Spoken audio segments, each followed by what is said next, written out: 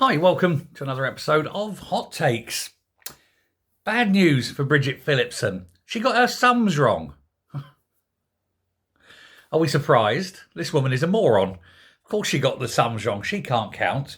Because the Independent Schools Council, this is basically the governing body really of independent schools. It's produced an analysis in a report on fee increases.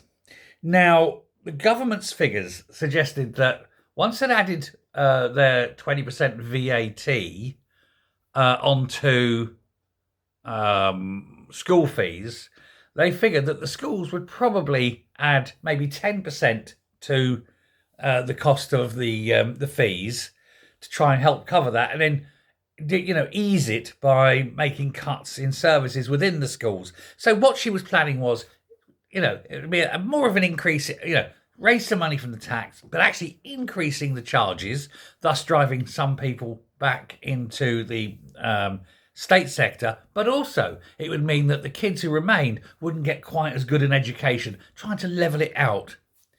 And that's what she thought, because, the genius that is Bridget Phillipson is going like, die, die, die, die, die, die.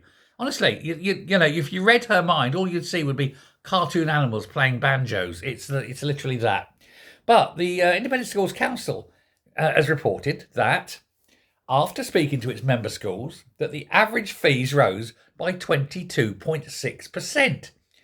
Now that's 20% increase covers the entirety of the VAT, with a further 2.6%, which is the inflation rise for the cost of schools. So basically, all they've done is said, right, that's what the inflation rate is, that's what we're putting our fees up for, and the 20% of the VAT.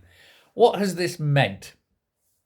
Well, it means that school fees have gone up horrendously, which will drive even more people into the state sector than Bridget Phillipson figured.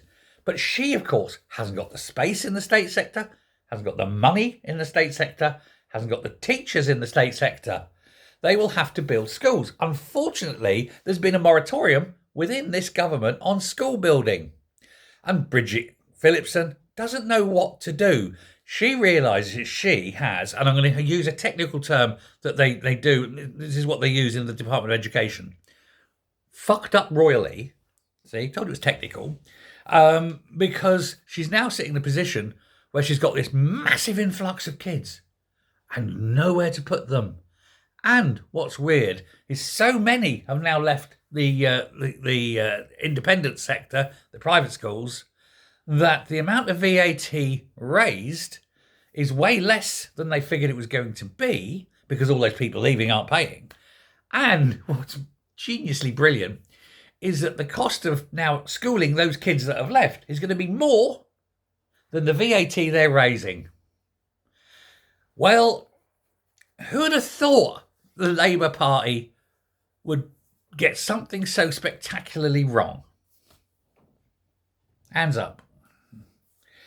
Anyway, the group said it seems clear to us that the government has underestimated the effect, and we point out that Reeve's concurrent tax hikes, mainly NICs, have increased the costs for schools. Labour has based analysis around its policy on a series of reports produced by the Institute of Fiscal Studies, and this is now being implemented, but without any investigation as to policy requirements.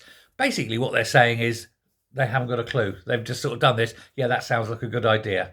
Let's do it. Should we work out what the consequences are? Nah, it'll be fine.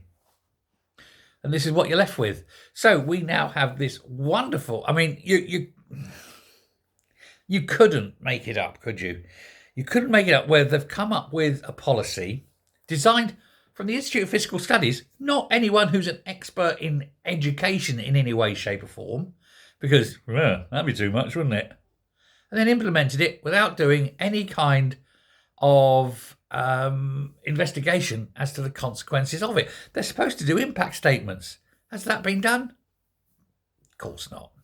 And now the whole thing is falling apart. What are they going to do with these kids?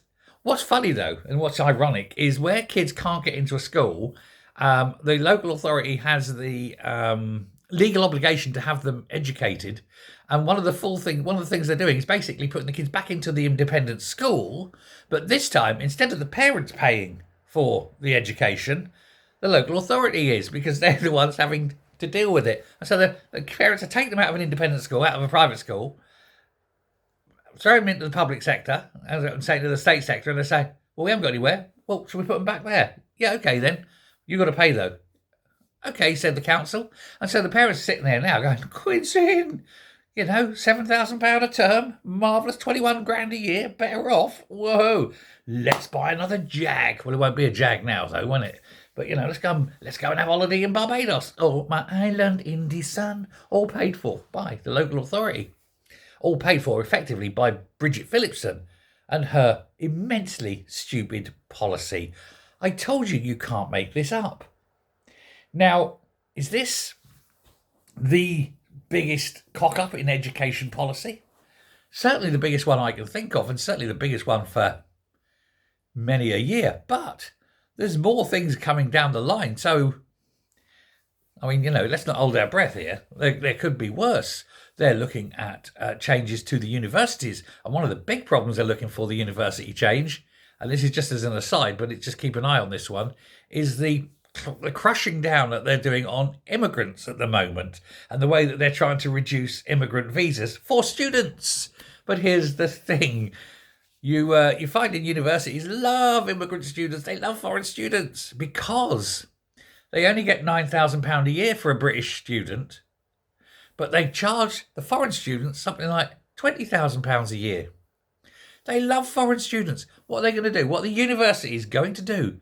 All the foreign students have gone, or most of them have gone, because of the change in student visas. Well, I honestly foresee some universities crashing and burning and failing, bankrupting. Because remember, you have to remember that the universities are actually private education. They are public school again. That's all private. There's no state universities. And so when they start going, what's going to happen? And that'll be the biggest embarrassment. So this is it. This is not just one big problem that Labour have got in education. There's two, and both of them involve private education. And it's all because of jealousy and the fact that Labour hate anyone getting a good education. They don't want clever kids, do they? They hate the idea of clever kids, because clever kids grow up to ask very awkward questions.